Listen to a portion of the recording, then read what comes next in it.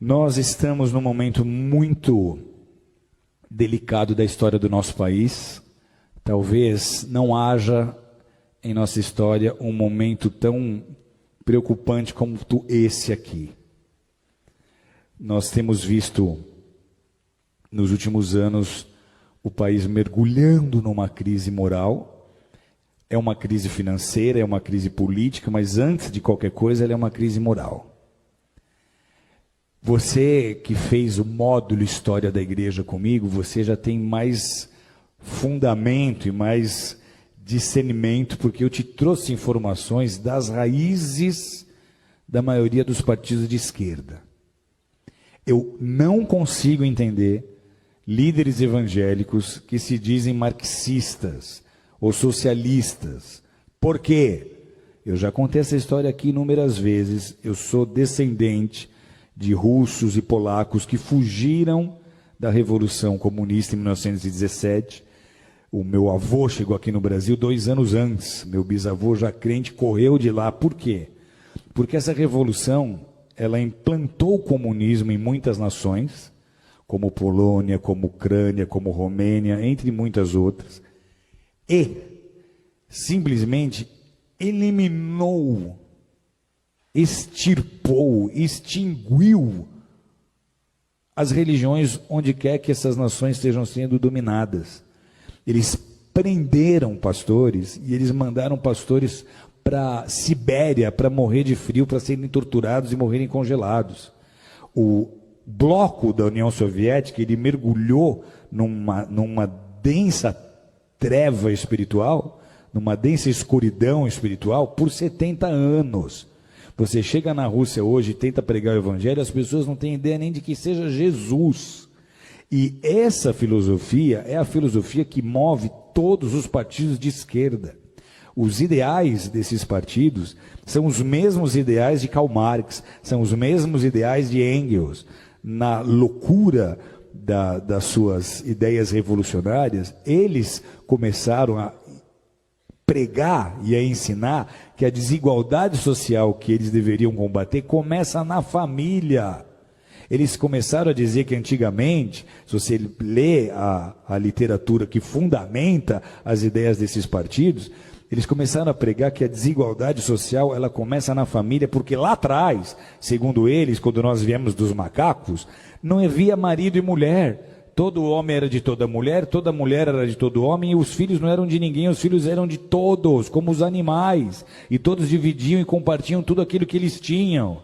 E aí alguns mais espertos resolveram plantar em maior quantidade, ter um gado em maior quantidade para ter uma maior provisão, e para isso eles precisavam de gente trabalhando, e aí eles começaram a tomar mulheres para eles, gerar filhos para colocar como escravo no trabalho. Então eles dizem, a família é a culpada da desigualdade social, e essa é, queira você acreditar nisso ou não, a raiz que movimenta tantas ideias e tantos projetos de lei que tentam sendo aprovados, tentam se aprovar no Brasil, com a intenção de destruir a família tradicional, de destruir a família modelo judaico-cristã.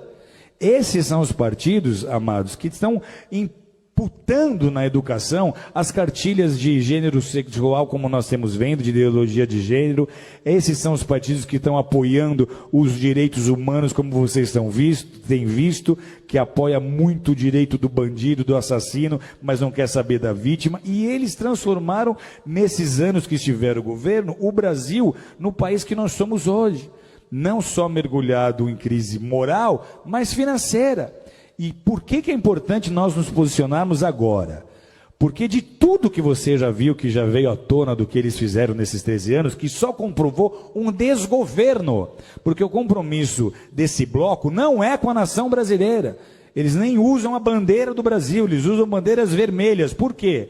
Porque lá em 81, o nosso ex-presidente Lula se juntou com Fidel Castro, eles formaram o Foro de São Paulo. O Foro de São Paulo tinha o ideal, lá em 81, de transformar todas as nações da América Latina em nações socialistas, em nações comunistas, e eles conseguiram, então, unir essas nações e edificar uma espécie de União Soviética na América Latina.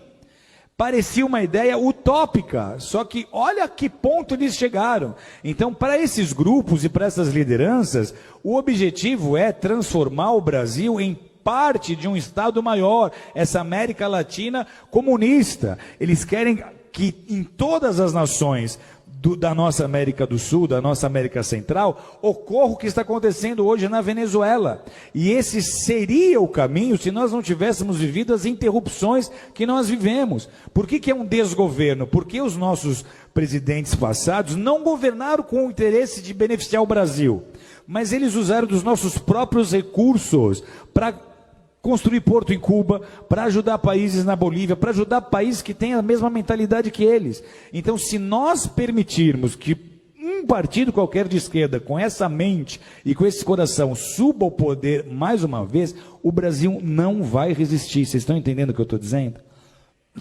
O Brasil não vai aguentar. Financeiramente vira caos. Vira caos, porque a economia para estar ativa, ela depende de investimento externo. Os investidores não vão botar dinheiro num país em que eles não têm confiança, ok?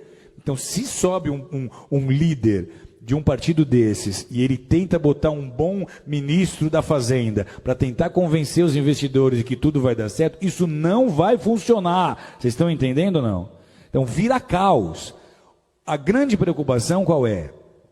Se esse governo agora, essas eleições agora, sobe um partido como esse, a crise que nós estamos vivendo, ela é tão séria que a gente teme de verdade até uma revolução.